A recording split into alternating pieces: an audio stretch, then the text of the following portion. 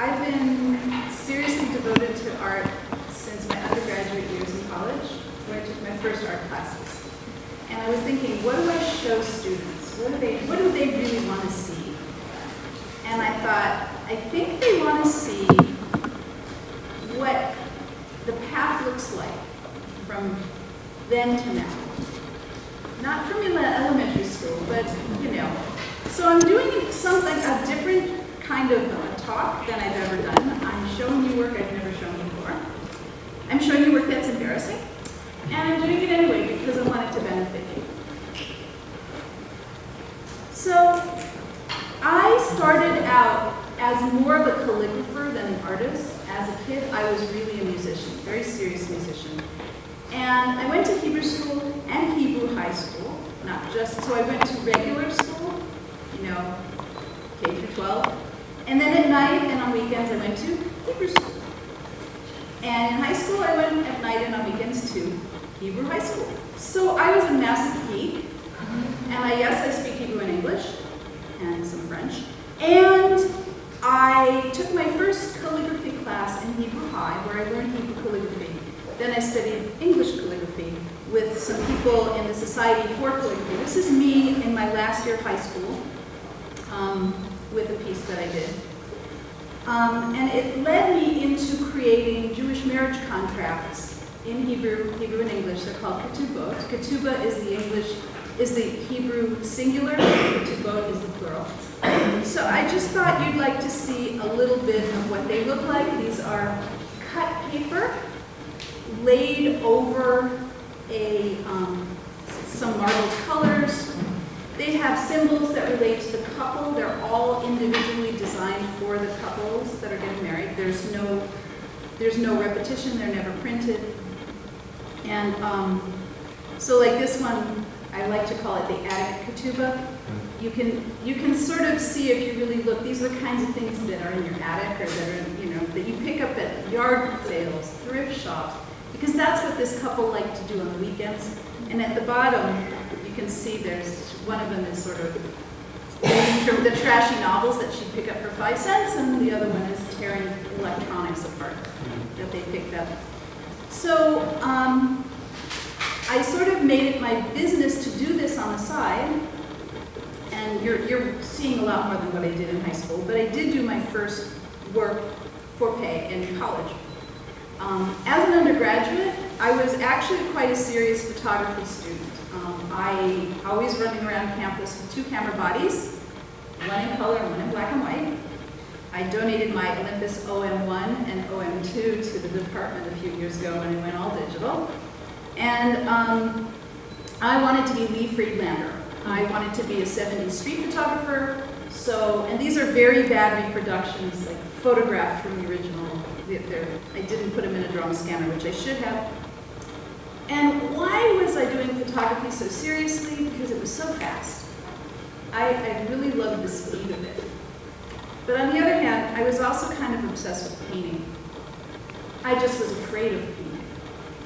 Because in photography, I could get very professional results. I could sell work. I was actually doing photography for stores and for all kinds of people as an undergraduate. I was running the computer, sorry, not a computer, we're no computer labs then. I was running the dark room, the color and the black and white dark rooms. I was the photo editor for the newspaper. And then I paint only. So here's a couple of paintings that I did. You can see this is my father holding up a painting that I did of my grandmother's porch and the balcony over her porch. These are the traditional assignments you do as an undergraduate painting student, the self-portraits, one in the drawing class, one in the painting class. Kind of embarrassing to show you this. I was not as skinny in the drawing as I made myself look. So when I got out, I was painting, but I wasn't happy with my paintings. And I wasn't showing any of these to anybody. I really just was struggling to try to transition into what was I going to be doing as a painter. And now you're seeing a big jump from like 1980 to 1983 of me painting and painting and painting at night and not showing anything to anybody and working my way through abstraction. And then I went to grad school. That's what all Jewish girls do when they're going to make a big career change. They go to graduate school. Not all of you need to go to graduate school to develop as artists, but I did. And so in graduate school, you can see that if I go back just a little bit, I sort of was finding my way between something like this and something like this. So what I consider mature work is always something that kind of hovers between abstraction and figuration. And you can kind of see the hovering. This is just to show you scale. And, and I haven't shown that to anybody ever. This piece here called Azazel, what I also was doing in grad school, because grad school is a very forbidding and scary thing. You're comparing yourself to all these people you think are brilliant. You don't think you're brilliant. You think they all deserve to be there, and you really don't. And that's kind of the universal experience of grad school. So I kind of retreated back to still life. So I started to draw these broken objects that I always kept. And I don't know if you can see this sort of, do I have a cursor? Oh, I don't. Anyway, this is a broken Mexican little sculpture of an animal. So you see the back legs and you see the head. And I made this piece and I named it Azazel, which is the Hebrew word for hell. But it really is referring to the animal that is sacrificed to hell, that is sent off and carries the burden of all of the sins of the congregation at the New Year. So at Yom Kippur, when we heap all of our sins on an animal, and the animal is sacrificed by being thrown to Azazel. So that sort of shows my state of mind, and what I felt was the state of mind of sort of religious conversation, cultural conversations, which was very combative, very us against them. And it was not just between religions, it was inside religions. So the highly Orthodox Jewish versus the highly liberal activist Jewish versus the feminist Jewish. There was all these combative conversations that were swirling around in basically every single religion.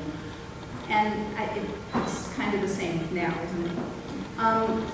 So I started to use more of this iconography and move it towards my Jewish background. There you see these two sort of almost like cartoonish lions, because very often in Judaica and in Jewish iconography you have two lions that are protecting the tablets, two lions that are protecting any kind of major institution. Those are the Kruvim, the cherubs, but the Western canon translate cherubs as babies with wings, whereas ancient Hebraic texts talk about Kruvim, cherubs, as they're almost like sphinx-like animal characters that are part animal, like part mammal and part bird, and so they have these big lion kind of heads. So you can see some kind of figure trying to navigate between these two worlds. Here, and this piece is about, 9 feet tall? This is called the Seder. It's a table, and a Passover Seder is happening around the table. And this body of work, I think, is where I really started what I consider the beginning of my mature work, where I stopped covering things up. So if we go back, you see that there's thick oil paint, and you go here, and it's very spare. You're seeing drawing materials, you're seeing ink, you're seeing oil paint, but even if I'm using oils, I'm using it in such a way that you see down to the very, very first mark. So I wanted everything to show, every mark.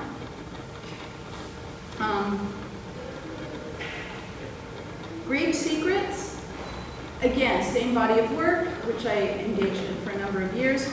And in this one, I'm really thinking, and here in grad school, you're asking yourself the big questions, like what is art and who am I to make it?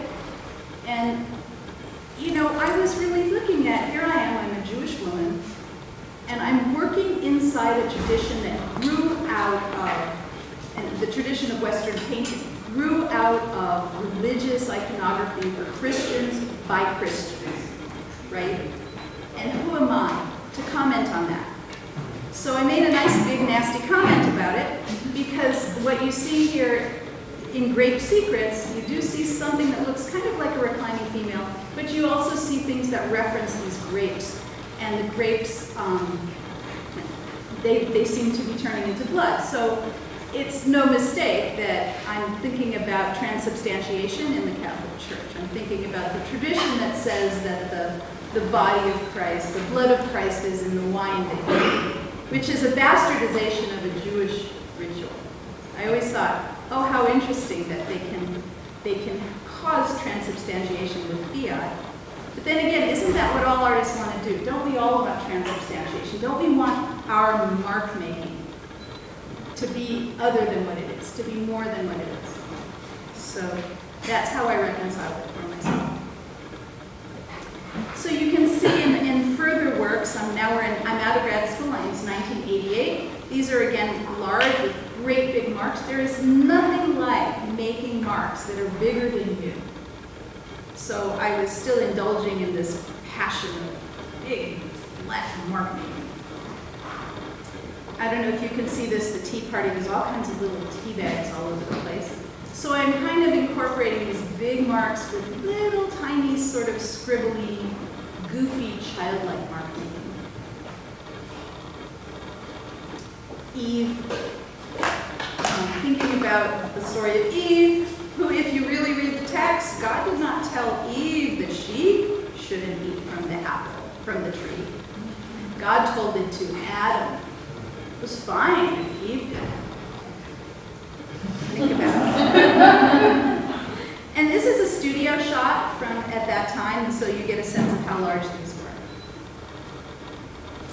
And these started to turn into portraits that I made of relationships, people that I knew. So here you see love and fishes. This is a relationship between a Jewish woman and a Catholic man. So the fishes sort of refers to they're eating fish for Lent. They're eating fish on Fridays.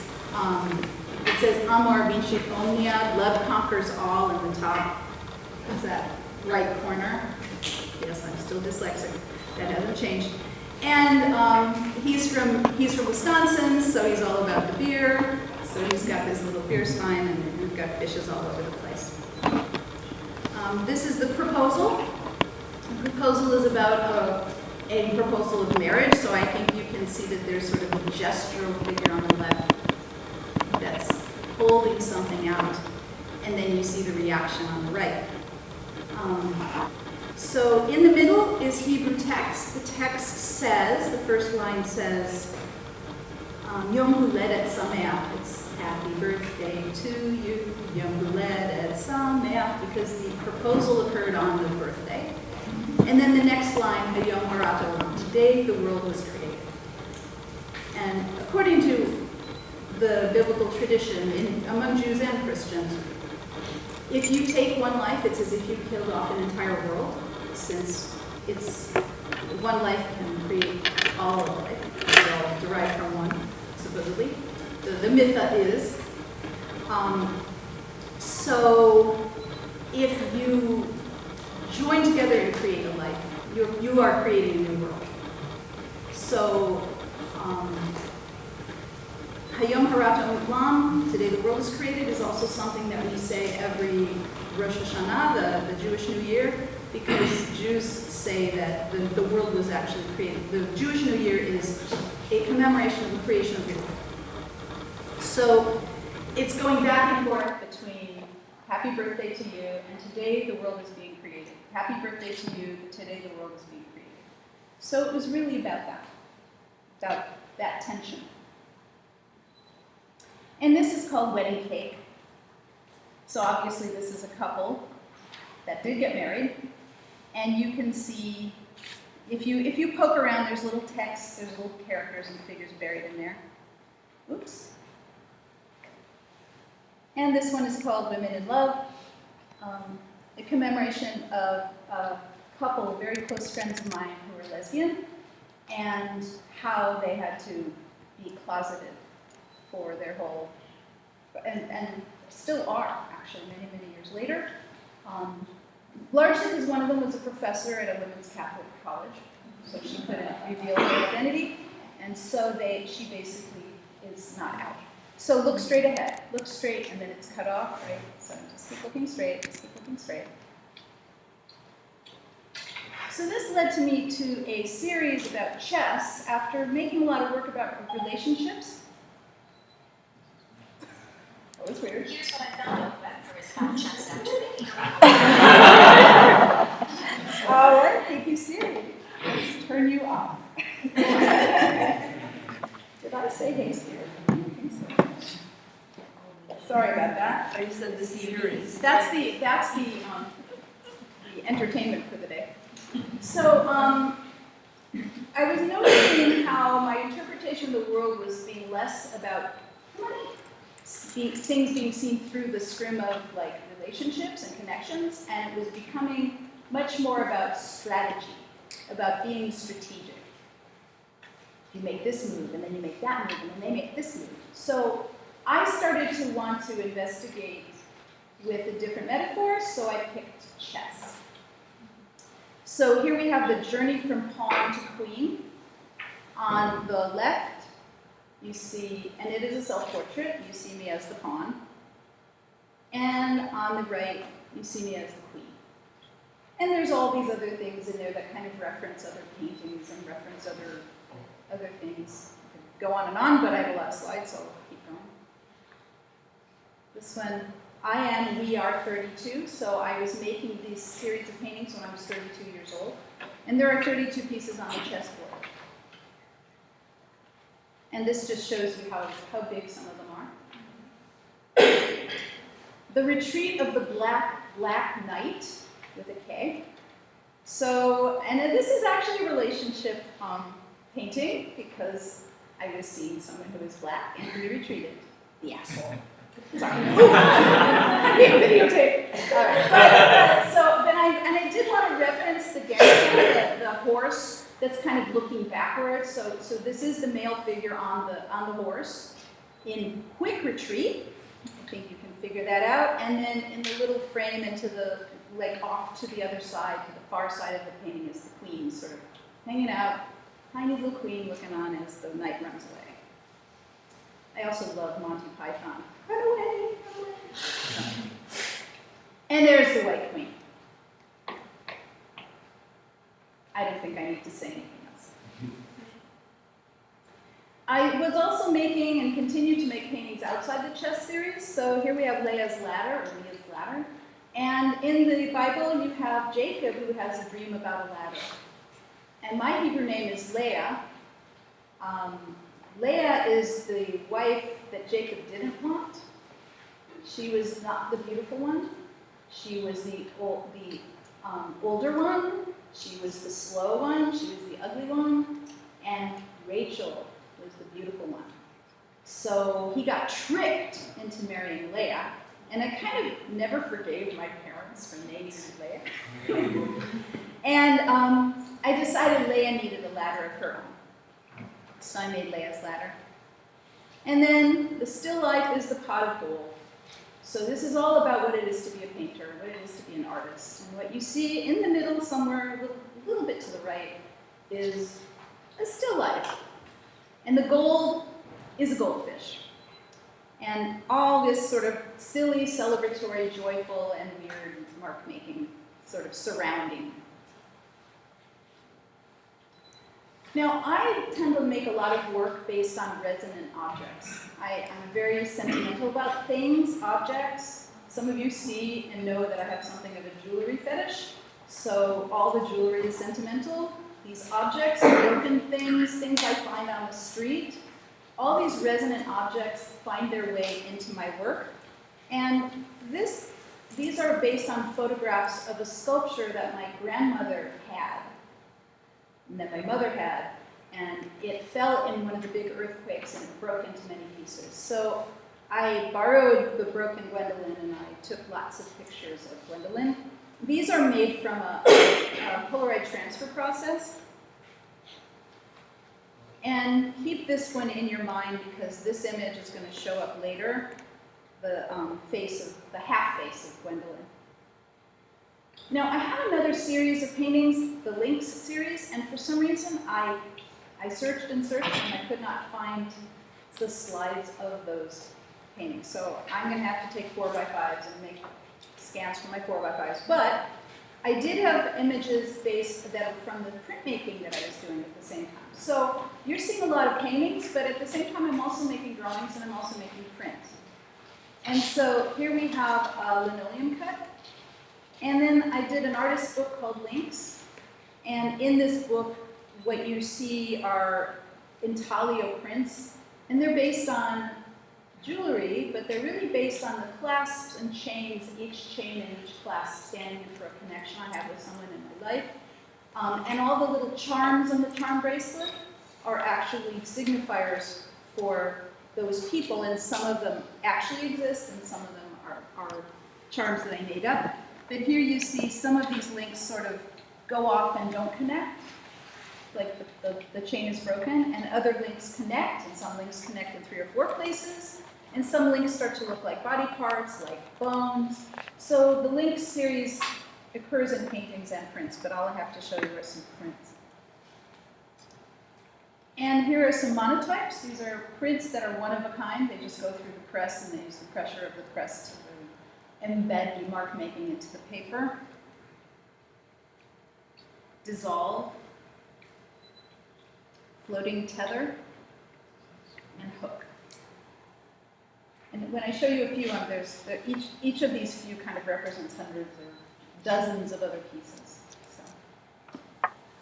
So I was making a lot of paintings early on in my life that were very thick and juicy and gooey, and they got less thick and less thick and less thick, and then they started to look like they were emerging from the canvas instead of applied to the canvas.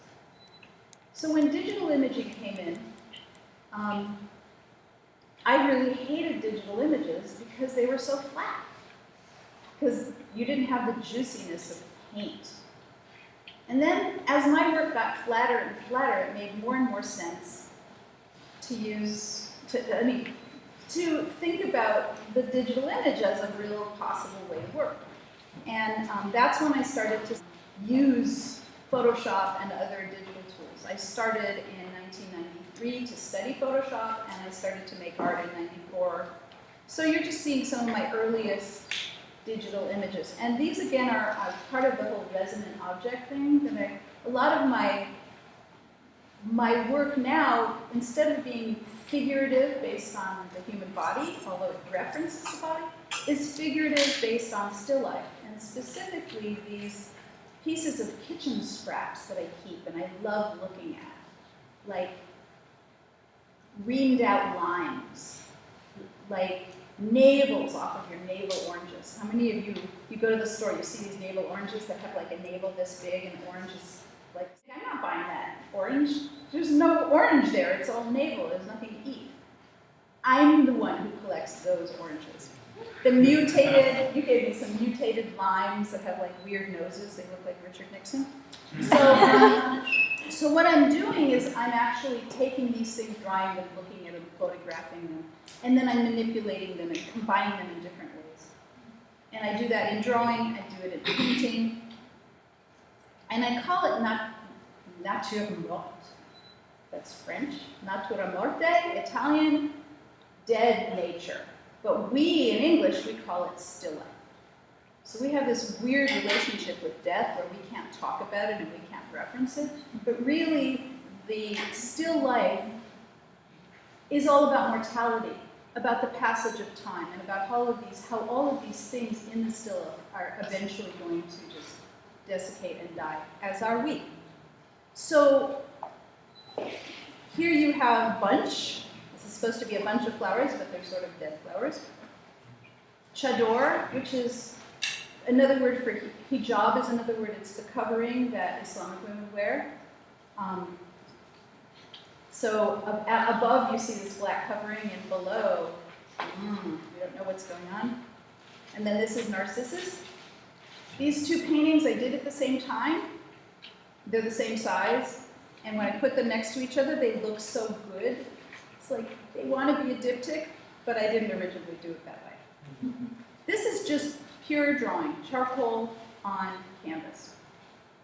Now, if you draw charcoal on paper and you take your kneaded eraser, you can pick it up and get rid of it. But if you draw charcoal on canvas, it's there forever. So no mistakes, everything shows. So I'm still doing that mark making and sealing and making sure that every mark shows. And sometimes I'm adding color, and in the case of those other two, they were done just with black and white.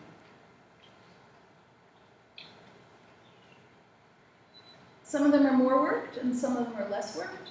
And so we're racing through time here, because I want to make sure that Stacy gets her time. So you already can tell that a lot of my work has reference to my Jewish background. Living in Los Angeles, it's such a privilege because we have so many cultures, and everyone sort of feels free to express his or their, cultural and non-cultural, just identity, whatever that might be. And yet, it's really interesting how in the art world, if you're pegged as a Jewish artist, the secular art world has no interest in you.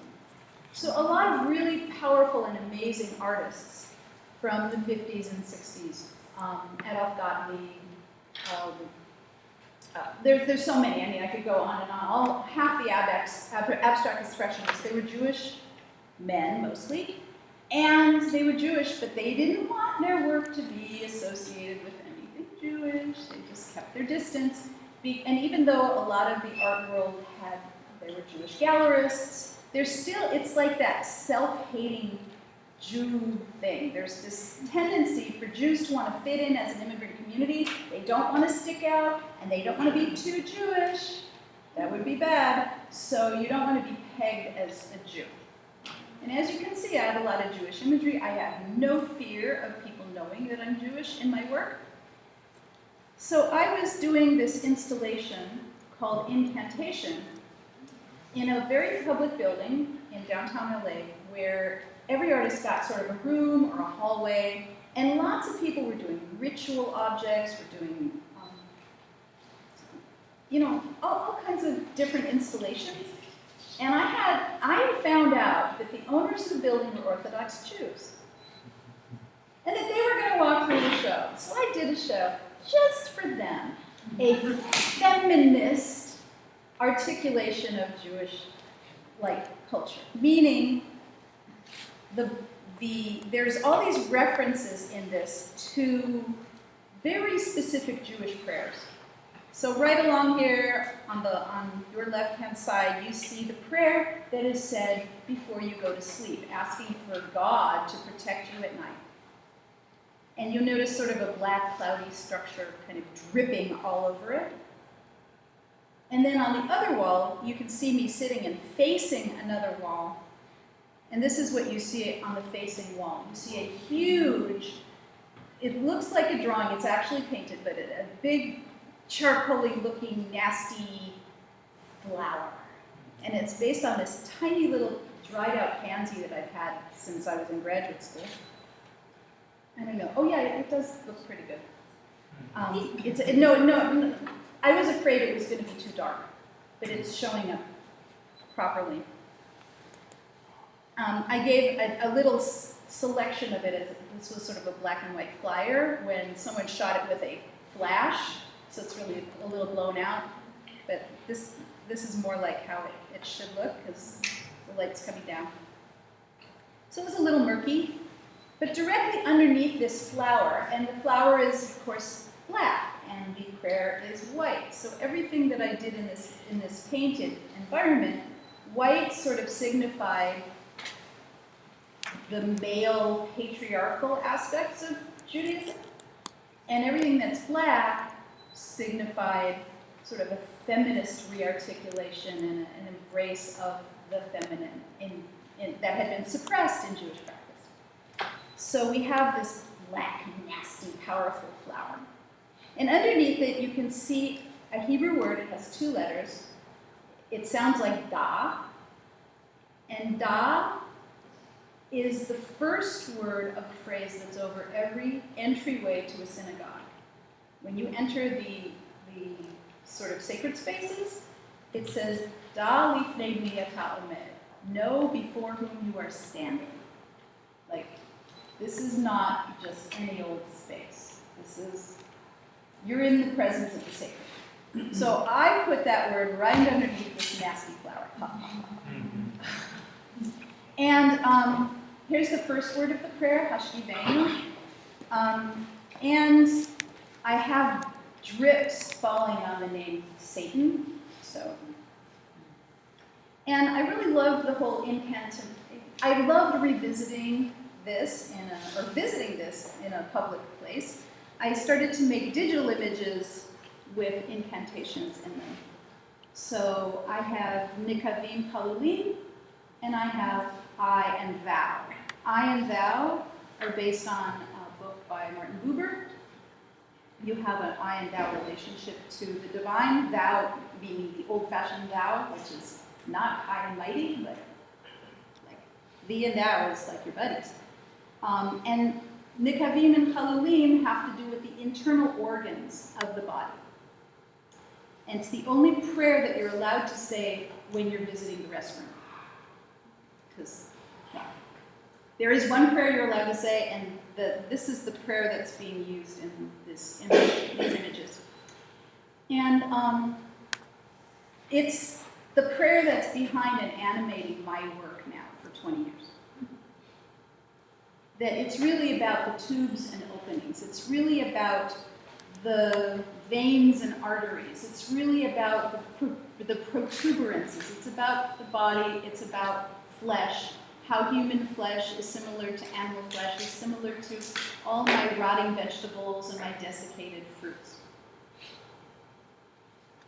In many lives, this is a printmaking installation. So what you're seeing are prints, and all of these prints are lithographic monoprints. But instead of using a lithostone, I'm using a paper plate. So in lithography, it's about water versus oil. Oil and water don't mix, so if something is wet, it won't pick up oily inks. So everything that's light has water in it, and everything that's dark has ink on it, and then you print it. And then you wet the plate again, but the plate is a piece of Xerox paper.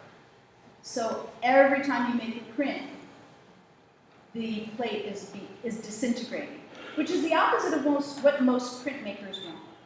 Most printmakers want their plate to make hundreds and hundreds of prints. I want to see what is the life cycle of this plate.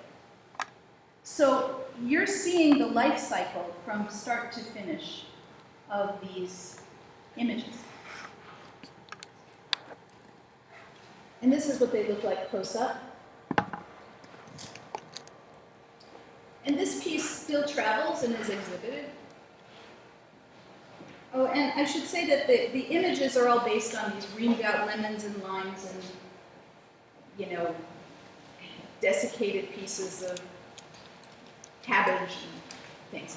And people think their brains and their heart muscles, because all flesh resembles all flesh. The paint skin series, I'm using a lot of the same kinds of images, but instead of doing a lithograph, I'm actually making a Xerox carbon toner transfer into a skin of acrylic paint. So I make the skin of paint, and then I adhere the skin of paint to some kind of support. So this one is on a piece of panel. This is about 7 feet wide and 3.5 feet high. And this is a little one. And this one's about, what, 5 feet high? Yeah, this one's about 5 feet high. This one is not adhered to a panel. You're just seeing the paint skin. It's just sort of draping there. And here's another little one. So they vary a lot, but it's all that same kind of imagery. It's based on these vegetable forms.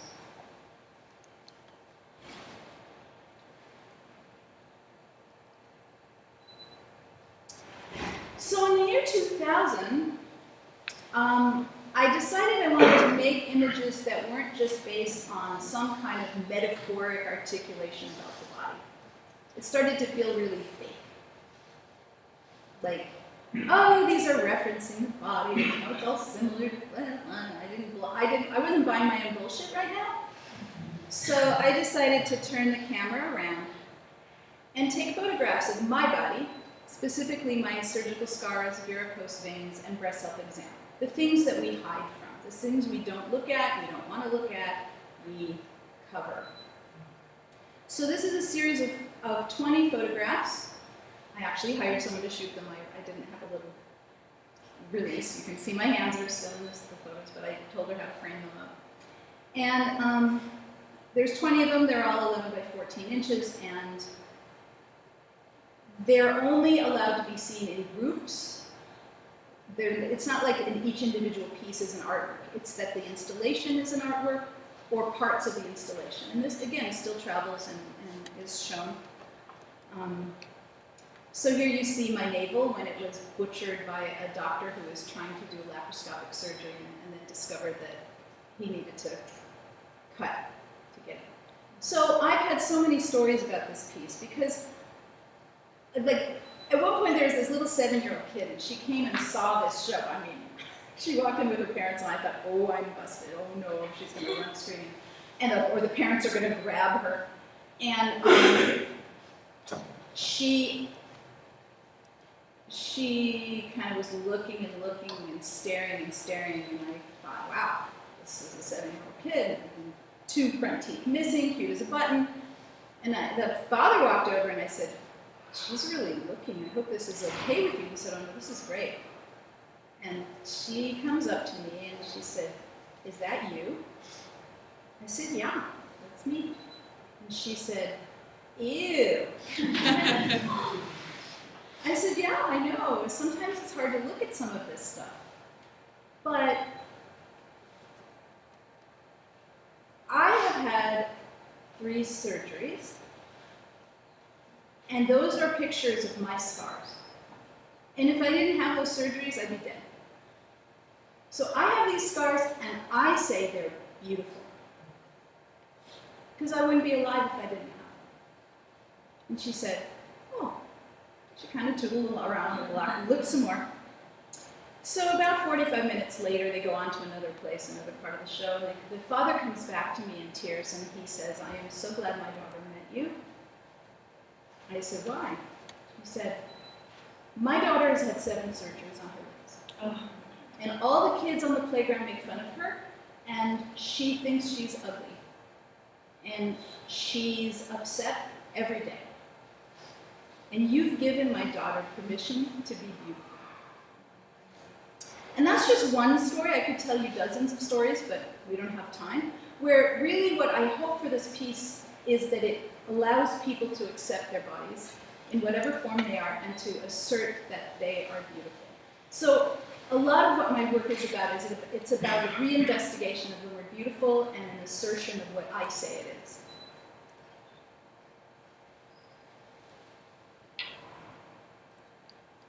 And people don't always know it's me. They sometimes think some of these things are from a male body. So I'm fine with them being kind of a little hard to figure out, but the top 2 are actually me performing breast self-exam, to anti-cancer activity. With these pieces that are coming, again, I have a love affair with things that are sort of hidden, discarded, ignored, not wanted. Some people say photographs of dolls are a little cliche. Oh, trigger warning for those of you that are afraid of looking at pictures of dolls. But I found these amazing broken up dolls in a thrift store, and I bought all of them. And I started doing photo collages of photos of the dolls. So, oh, they do have titles, but I'll just keep going. And the way these are printed is usually on banner vinyl, because not only were the dolls discarded, but what do we do with banners after they cover Wilshire Boulevard or whatever and tell us all about the show at the Getty? What happens to those banners? Landfill. So what happens to all these dolls? They get a broken arm, the hair falls out, they get thrown away. This one's called Witness. Babushka. So I like a lot of different media, but my favorite medium is charcoal. People ask, that's what it is. So I was doing a lot of grinding of teeth when America decided to invade Iraq, the first war. And I felt like George W. Bush was feeding us all kinds of bullshit, and we were just basically choking on it. And so I started doing these very angry drawings on canvas. They're 40 inches high, so they're about like this high. Some are this wide, some are this wide. They're all different widths, but they're all the same height. I'm sorry, no. You can just go, it's all right. That's not an That's a storage That's not unit. that's a storage container. You could exit that door. It's all right. Come on, It's okay. I won't hurt. I don't bite, except on Thursdays. So some of you have heard that joke before. Thank you for laughing again. This is choke. So some of these I'm looking at dental casts, and some of them I'm just holding my mouth and I'm drawing in a configuration. Some of it I'm kind of combining those things. So these are from the series Bite, and it's sort of stopped, but it's going to start up again because. Now the current work that I'm doing, there's more paintings and drawing. I call them drawing paintings because drawings preserved with the paint so that you see everything from start to finish. I'm still working that same way. I'm still referencing these vegetal forms that I have lying around my studio that I'm still obsessed with. Someone put, oh my God, I didn't know you liked color. They walk in my studio, they go, who lives here? But the really colorful piece is the longest potholder, which is made of single, lonely, unwed socks that have lost their partners. And what you see here is just this little experiment that I made with a 7-year-old friend. My good friend's daughter at the time was 7.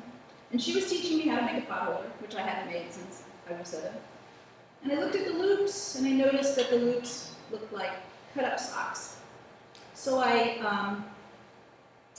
went home to my drawer, and I found all those single socks that had lost their mate, and started to cut them and do things with them, and make photos of those, and make prints, and I have a whole body of work from the Loop series. But I had this idea, well, you'll see more about this, that the longest potholder basically grew from that to this. Excuse me. This is its first exhibition. The first time there was a potholder lengthening event, it was in my studio, and people started the potholder, so this was potholder lengthening event number 2. We don't have time for me to show you all of them, but at every event there's an opportunity for people to come and add to and lengthen the longest potholder. There's a short video I'm going to show you that has like 4 different events. Here I am hanging the longest potholder, which has grown a little bit since then, at the Armory. And here we, and then this is my little Jewish reference, because of course there's this little hand sticking down. Someone once said, is it okay if I bring you a single lonely glove? I said, sure. So the one and only potholder that I have made actually has a glove woven into it. And then someone else gave me a single lonely glove. And this one, I have it sort of hover over the installation. If you go to any installation, you'll see it somewhere, somehow. It sort of represents the hand of God, the Khamsa, which is an Arab and a Jewish sacred image. So here's just a few images of people working on the longest potholder. It goes wherever it's invited. So here I go to Florida Canto, which was in Highland Park. It was, I think it's still there, but I'm not sure. A little community center. So they invited it, and there it went. It has been shown twice at El Camino College, and some of the people in this room were there to see it and help build it. So I just want to show you a very short video about the longest couple.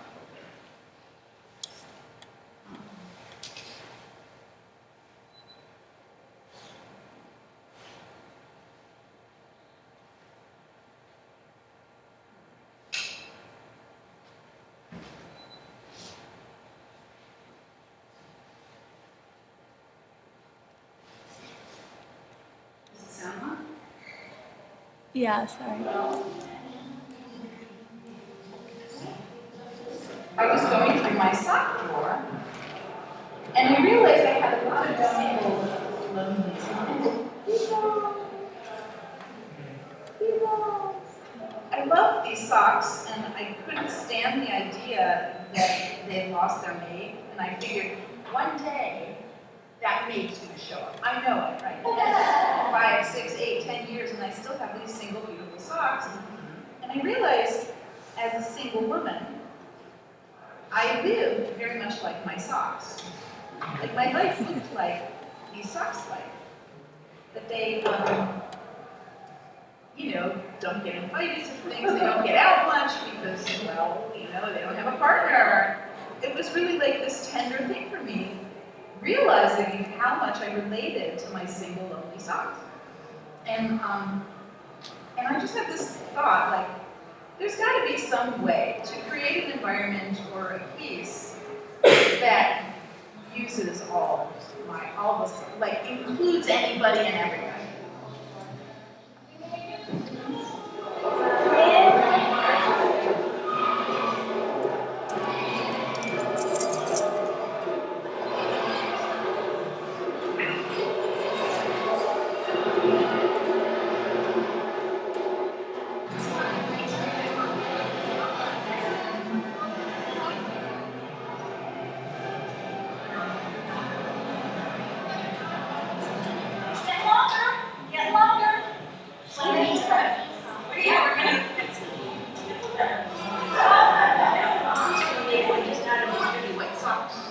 This is all on dirty white socks. No matter how you wash it, they stay dirty white. I know, I had some in there. I'm getting bleach chances, come on. So with this, you see how it's zigzag, zigzag. That's my mother. Yeah, you should unleave it and do that.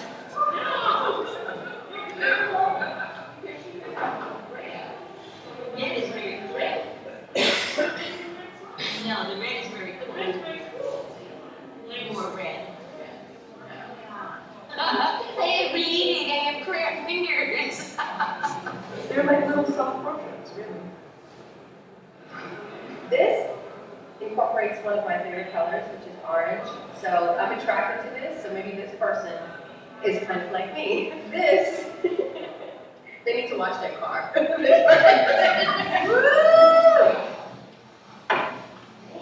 Like a squid. Oh, no, what am I thinking? That's great. There you go.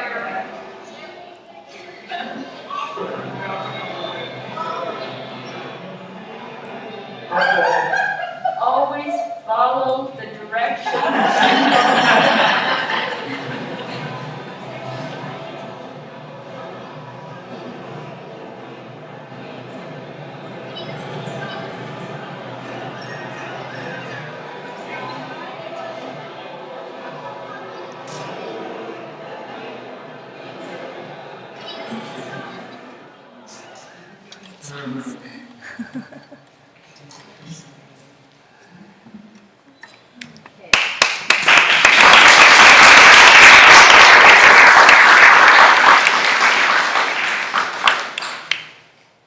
Right. And just in closing, it's kind of odd that I'm an art professor trying to get skills out to everybody and anybody, but really, truthfully, this piece is all about you don't need skill. And then really in this piece, it's all about how the subject of my art, which is all of you, which is all people, become the people who actually generate the work. So I think all of what we do is precious, important, and unique. And my commitment is that all of us have the uniqueness spill out of us from whatever we're learning at this college and wherever else we make art. So thank you for your kind attention, and I'd like to introduce Stacy Wexler, one of my I'm not giving you my whole history coming to being here. I'll give you a very brief history of how I got here. I am the type of person who I have always done art. I kind of popped out of the womb with a crayon. A lot of trouble when I was a kid.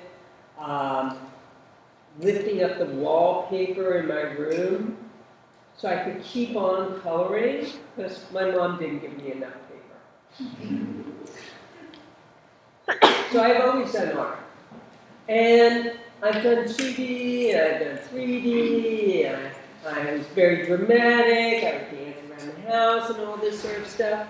But I was really drawn to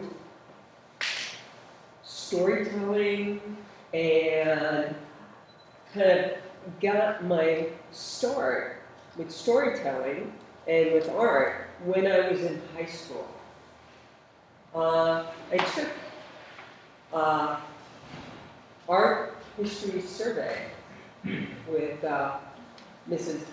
Betty Lerner, and she had us talking about art, and we would be doing art, because at East Brunswick High School in New Jersey, we had some of the best instructions in terms of getting ready to go out and do art. I did jewelry making, I did ceramics, I did woodworking. I think this is where I got my first real love of using all sorts of materials. I couldn't really make up my mind about what materials I'm going to do. So I just did all of them because I thought they were all great. And it was also when I started realizing that I was also drawn to the figure, and especially how each different culture kind of represented figures.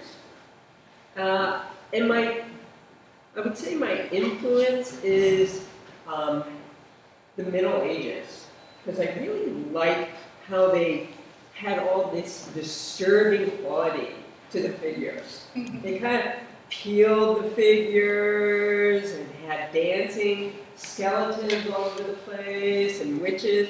And I got kind of attracted to the darker, kind of morbid side. It's kind of interesting, Laurel and I are having the same presentation day. So because of that, I got more interested in how the figure is constructed as well as deconstructed. I pore over a lot of vintage medical journals. I actually, when I was going through college, I actually thought I was going to become a medical illustrator. For those of you who have me for ceramics or for sculpture, I actually can draw. A lot of people don't know this, but I can really draw quite well. And unfortunately, though, I faint at the sight of blood. So while I was in college, I was at the Hahnemann Medical Rotunda and watching a dissection of a face being peeled off, and I just like, nope, done, out of here. I just left my stuff and I tore out of the room, and that kind of ended my medical illustration career. However, I'm really drawn to how the figure works and the distortion that is created when you do a lot of rapid movement. So keep this in mind because this comes up later on in my work.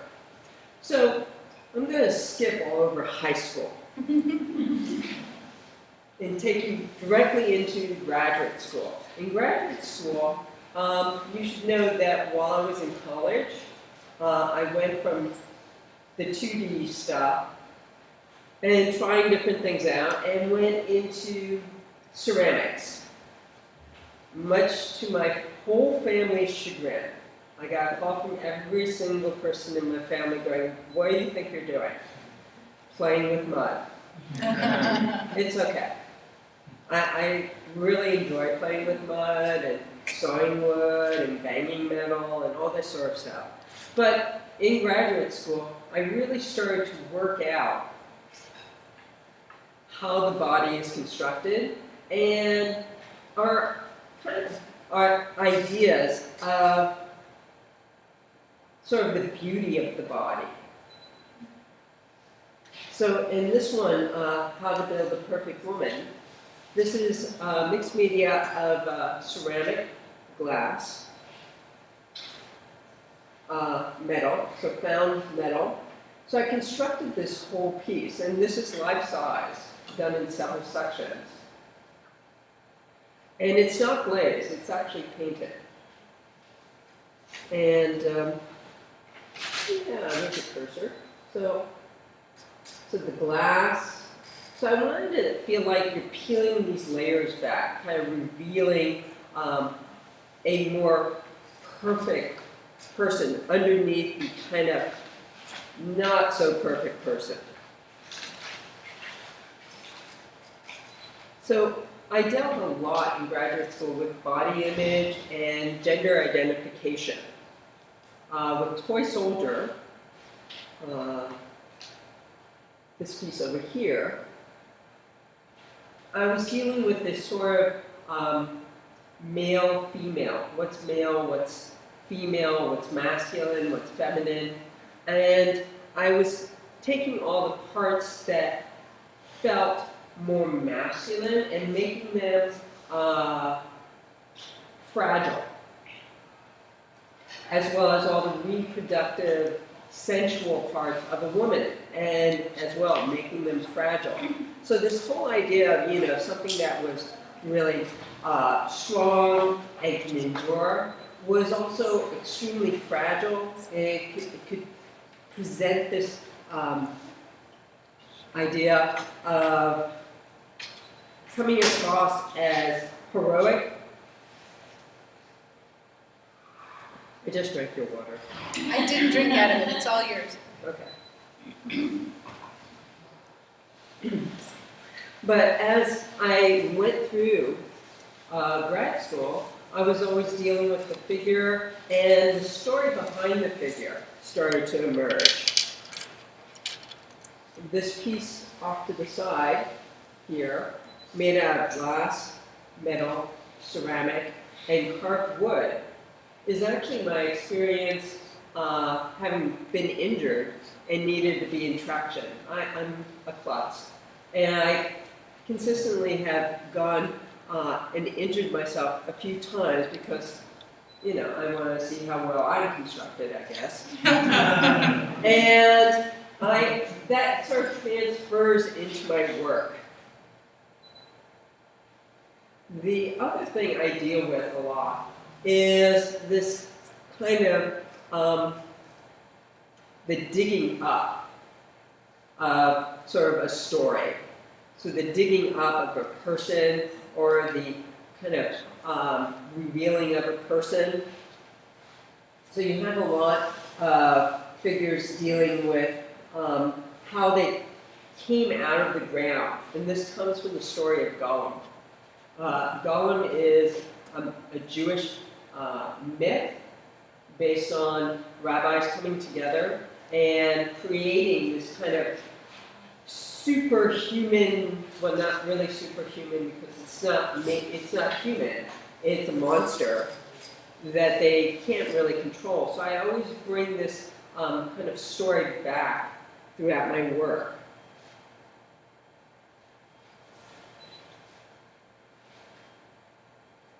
So this is after graduate school. I kept working with the figure and starting to stretch it and distort it, getting more about the construction of the figure and abstracting those pieces. I do a lot of traveling, going to different places like Peru, Italy, India, And they have a lot of rituals dealing with how to deal with the body. Whether burying it in a huge urn in Peru, through the Nazca area, or wrapping it up and mummifying it. But I like this idea of decay and how it is revealed, this kind of fragile structure. These pieces came about after I had gone to, did a residency in Italy and had visited Herculaneum. And in Herculaneum, a lot of people think Pompeii, but Herculaneum actually has a lot of ruins that had been unearthed, including several figures that were frozen in time. So you still have this decay, but it's captured. Now, after grad school, and I had finished this kind of work, I needed to make money because I had a lot of bills. I mean, like huge student loans. And I was also very young when I got out of grad school. So someone said, go into the film industry. So I went into the film industry and also did mannequin work. So I did a lot of consumer products for Walt Disney, Hasbro, Warner Brothers. Behind me, you see the California Mail. I did a series of 17 male figures over a summer. These are all life-size, and they have interchangeable parts. Now, one would think, oh, she like gave up on art. Actually, this helped with my art. I got really in tune to how the figure is constructed, and I got to play with more materials than I could ever imagine, and doing structures that are humongous. This piece, the Greek warrior, stands in front of Caesar's Palace in Las Vegas. So it was first constructed over a wood and steel armature. Excuse me. And carved in foam. Once the foam was done, it was then molded, and then unmolded and fiberglass with reinforced fiberglass. So this is the horse that you see in front of Caesar's Palace. So this is, stands about at the top of the main, about 11 feet tall. And I love doing this stuff because who else can go out and sculpt 11-foot tall horses, in their studio? I mean, I don't have 11-foot ceiling, so this was great for me. And I got to understand and appreciate all the materials I was working with. And that kind of inspired and influenced the kind of work I started to do, which were these mixed media constructions. These mixed media constructions are also about storytelling. So I always kept doing a lot of storytelling. However, it wasn't like a complete story. It was always kind of interrupted and fragmented. So with the bird out of hand, you kind of get the story after you look at both sides of the piece. The bird out of hand. So for those of you who don't know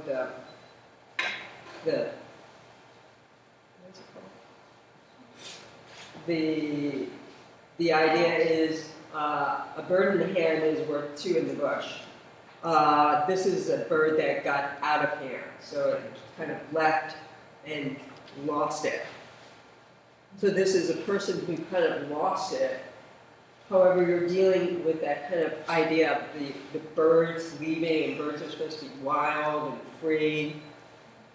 So you're getting that whole story in little bits and parts. So I get a lot of duality with these pieces going back and forth, seeing, you know, one thing on one side and a different thing on another side. Same too with Weeble Wobble. You're getting one kind of experience on one side and a different kind of experience on the other side. So this whole going back and forth is kind of what I do throughout all my work.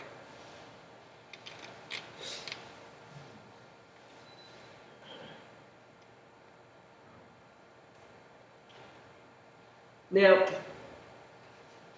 I actually still do those pieces. However, I also departed and started doing these pieces that are based on fragmented stories or mashups. Velocity Rapture is actually based on the story of Icarus, who fell. The story of Icarus is Icarus and his father escape from prison and fabricate some wings so they can fly out of prison. And after leaving the prison, Icarus was so like overjoyed and felt really empowered and was free and kept flying higher and higher and higher up to the sun. And his father kept trying to call him back because the wings were made out of wax and would melt.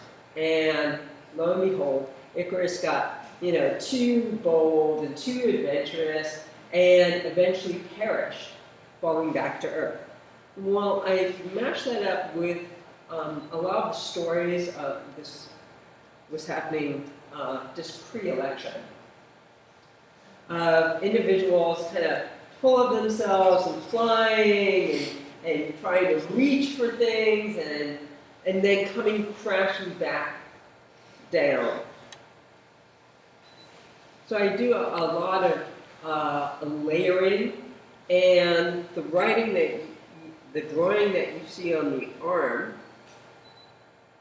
is actually writing. I do a lot of writing as opposed to drawing out images. That's the mark making that I do. And it's sort of like subliminal messages. My process, however, is where I take different elements. So I come up with this type of story that I'm going to start taking apart and mashing together. And the pieces begin with the concept, and then I start finding the different parts of people and start layering them out in a collage and stretching them. I love Photoshop, by the way. Love it. And stretch photos and turn them and distort them, and I start mashing them up. And then I start transforming the 2D collage pieces into 3D pieces. The all-in is again based on what I was hearing in the election. So I got very kind of bombarded with the election. I now don't watch television. It's like just too depressing. And I wanted it to feel like this individual was jumping out of the dark and coming into the light. They were kind of like going to be all present.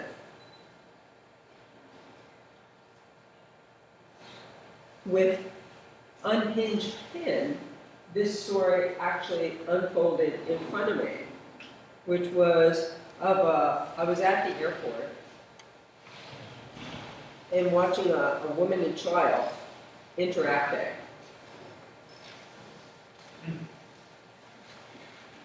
And you know how kids are. They're like, "Mommy, Mommy, look at me, look at me, look at me." And then the woman is sort of, you know, trying to just have her own thing. That is ignoring the child. And what came about was that the child is more two-dimensional. You see one side, she's all like, "Look at me, look at me." And on the other side, she's reacting to what unfolds, where the mother kind of loses her cool, kind of just deforms and melts away. However, I should warn you that I didn't see the entire story unfold. I just started to see it, so I imagine the extent that it went. So I do that a lot. I kind of add or enhance the stories or mash the stories together.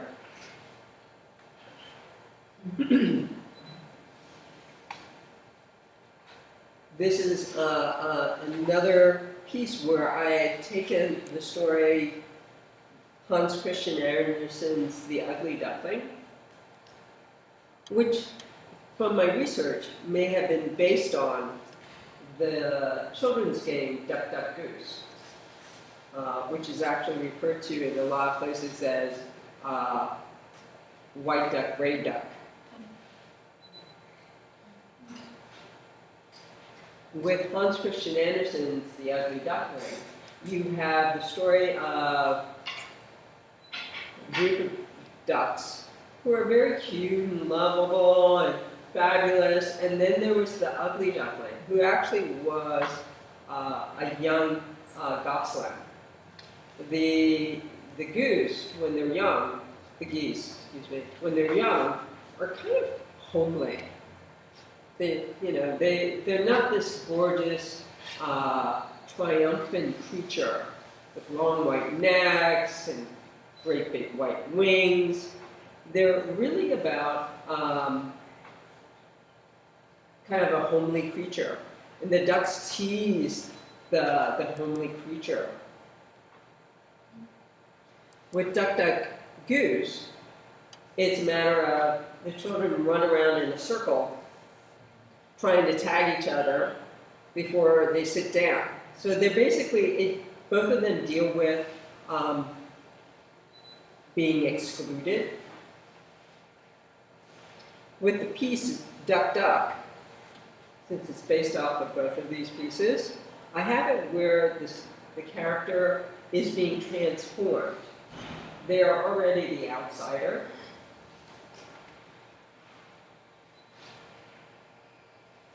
And as you go from one figure to the next, oops, what did I do? As you go from one figure to the next, you get this dichotomy of it's one way or the other. It has this kind of, feeling very pensive, but there's a lot of turmoil happening on the other side.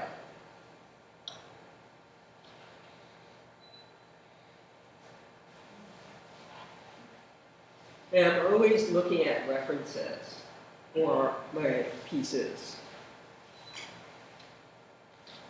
So with that, I have all these different photographs of geese, saying how the different structures would work together.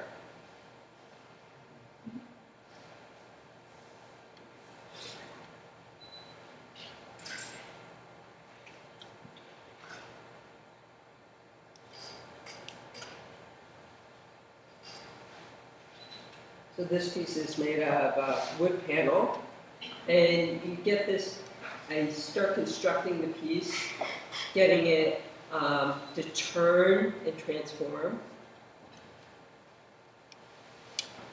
as well as foam and fiberglass.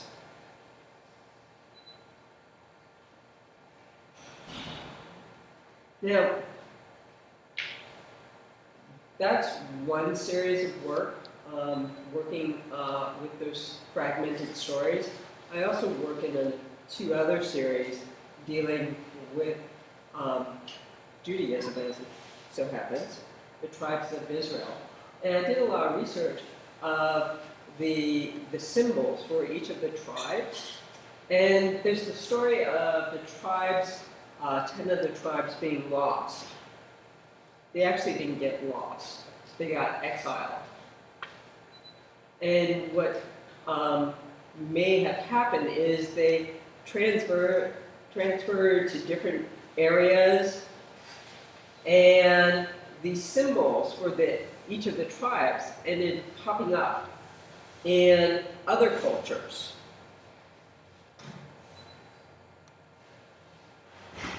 So in Naphtali, you see these antlers of the tribe popping up in places like in London or in Denmark. So the tribes just traverse the broader area of Europe and probably into Eastern Europe and maybe even Asia, because these symbols started popping up all over the place.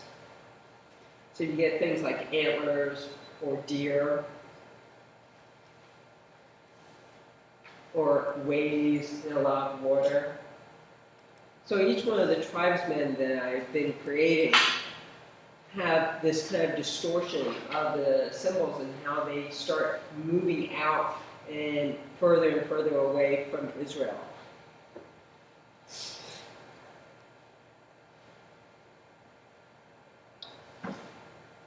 And last but not least, I also deal with a series of kind of mythical creatures, kind of constructing this like inner turmoil storyline.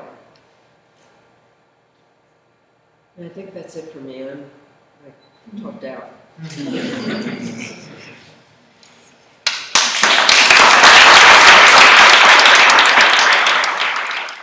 Stace, I have a question for you. Oh. You're talked out. So the pieces that, and by the way, and there was that installation shot of your show with the duck. In the background was one of Lisa Wedgeworth's pieces. Yes. So call that up. But it seems like in that, the drawings are coming out that much more. And it's so interesting how you combine drawing and sculpture. So can you say a little more about how you see sculpture and drawing fitting together? I'll go back to that piece. So, with drawing and sculpture, I tend to have students draw out ideas because it's a lot easier to create on paper. Well, it's not easier. I would say it's more efficient to draw on paper before moving into, the hard materials of, wood or glass or what have you. With drawing that I do on sculpture, it's a way of getting the piece to be turned around or going from one side to the other side. Sometimes the piece does it through the actual form, but I tend to extend that and bring it around with the drawing, the mark making. Sometimes it's imagery, sometimes it's writing, and it's always this kind of fragmentation. Especially on this piece, you get one kind of drawing happening on one side, giving you the kind of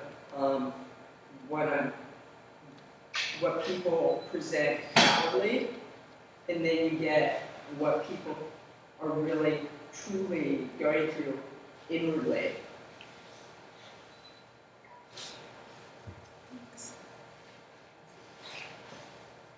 Any other questions? What are you currently working on? Is that? Yes, I'm sorry, Professor Huxley. Oh. What are you currently working on? Oh, that's funny you should ask that. So I'm currently working on a commission piece for a client in San Francisco. It's in the same genre as Velocity Rapture, where it's a wall relief. It's two figures actually, because the client was like, make it feel like someone's catching someone else. And I went, okay, I can do that. So I went through, again, this kind of mashing up of finding, I started with trapeze artists, reaching out and grabbing, swinging, flying, because I like the whole floating element.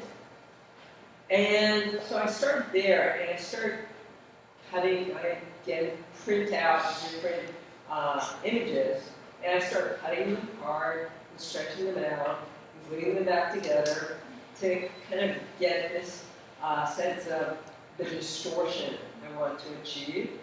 I go through several transitions.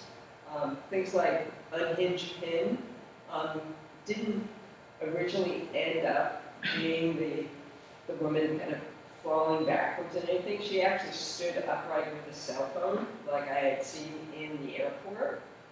And I thought, oh my God, that is so stiff.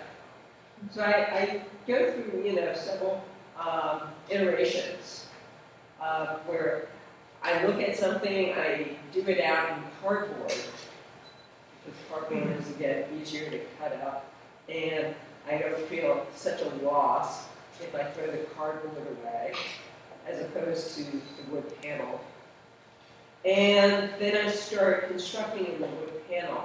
These are all hollow construction wood panel pieces.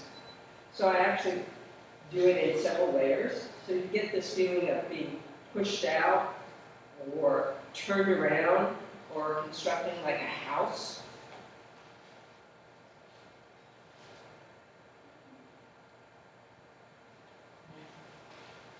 Yeah. Oh, I have a question for Ms. Haley. I know in your class you talk about how to be creative, but can you mention something about your personal practice? Because you have such a massive collection of work, but can you say something specifically about those moments between inspirations, or when you find yourself a little dry or stuck? How do you make your way back? Because if one thing seems to lead right into the other, I'm just curious. Oh God, that's hard because those are moments when you're freaked out and terrified. Yeah. Especially when you make a really, really, really great piece. Like so good.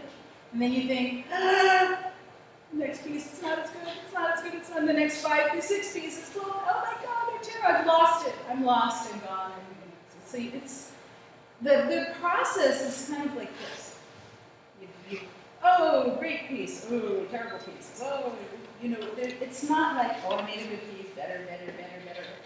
I wish, right? So I always go back to drawing. And I always go back to my desiccated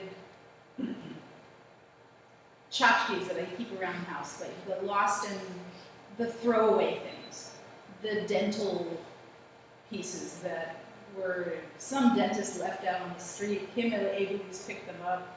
She decided she didn't want them. She was moving away. She was my next door neighbor for years. I took them, and I've been drawing them ever since. The desiccated flower, the little pansy, I've been drawing that thing since I was in grad school. It's like this little precious object for me because it keeps you listening. So it's like going back to the well. So I go back to drawing.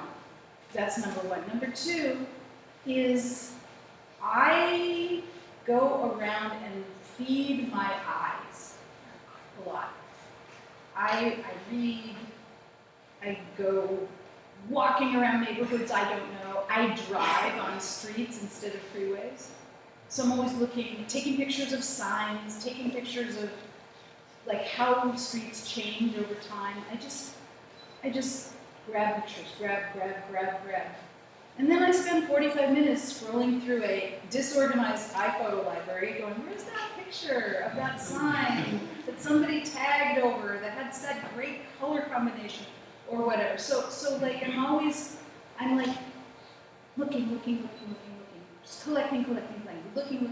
And then usually, and Stacy mentioned like a mashup, there's that moment when things start to find other things that they talk to, they resonate with, or they conflict with. So I also am very attuned to my environment, and I'm actually just basically creating out of my feelings, my rage, my joy, my jealousy, my embarrassment, there's this navel-gazing quality to being an artist that gets a little embarrassing because it's all reflective. But so yes, I do portraits, and we do things based on other things, but they're all really being filtered through ourselves. And so stripping away the unnecessary stuff so that we get to the nut or the kernel of what needs to be said in the piece, it still always ends up being about me. You know, and most art is really a self-portrait anyway. You know. Yeah. Do you always know before you start painting what you're going to paint? Or do you just start making images and marks before you kind of Sometimes one, sometimes the other. More often, I clear the decks, I hide all my previous work, and I just start from nothing. And it's always amazing to me that the pieces sort of look like the same person made them. Sometimes they don't, and sometimes they do. A friend once told me that there should be a retrospective of my work called Schizophrenia, the Art of Laurel Haley. Oh, now she's doing this. Oh, now she's doing that. Boom, boom. But I do think there's like a through point where all of these things kind of really do connect, because they're all sourced from the same impulses. So, you know, there will be a lot of people who are very consistent in their work. Certain artists, all they do is draw pears. She's one, I love her work, but she draws pears. I can't do that. I'm just not. And everyone is going to figure out for himself, herself, wherever we are in that continuum. Because you change, life changes, you change, things go on in your lives. Things influence you, you have new interests, and new technologies come out. All these things come in, and then boom, you can play with them, react to them, use them, discard them. There's another change. So I'm just really open to all that stuff. I love it. I get in trouble, and I'm a Luddite. But yeah, I love, like, oh wow, I just destroyed my entire folder of 6,000 photographs in Photoshop. Phew, I'm glad I'm backed up, right? Because I screw around and I don't know what I'm doing, and then I learn what I'm doing, and I eventually teach it. But yeah, it's so you don't know necessarily what is gonna kind of speak to you. So it's that thing that you kind of, I feel that resonance. And it could be as simple as a dead bird on the street, and I will pick it up and you know, I'll love that bird, I'll draw that bird, I'll photograph that bird, I'll look at that bird. And in 10 years it'll come out in a piece.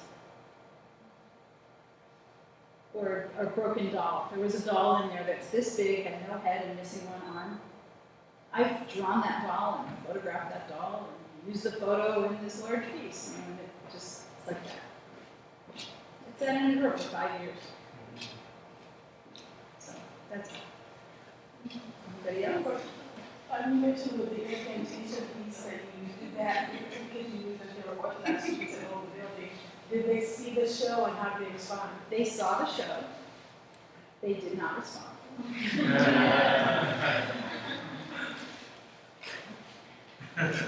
That's all I know. And that's okay. I don't think they got it as a feminist critique. I think they just saw Hebrew and felt proud. They didn't quite stay with the piece long enough. Because I think if they were pissed off, I would have gotten a call. But that's all right. I mean, I do think that a lot of art making, what we're doing is we're telling ourselves little secrets and stories. And then all those little embedded secrets and stories provide something for you guys to interpret, or for your audience.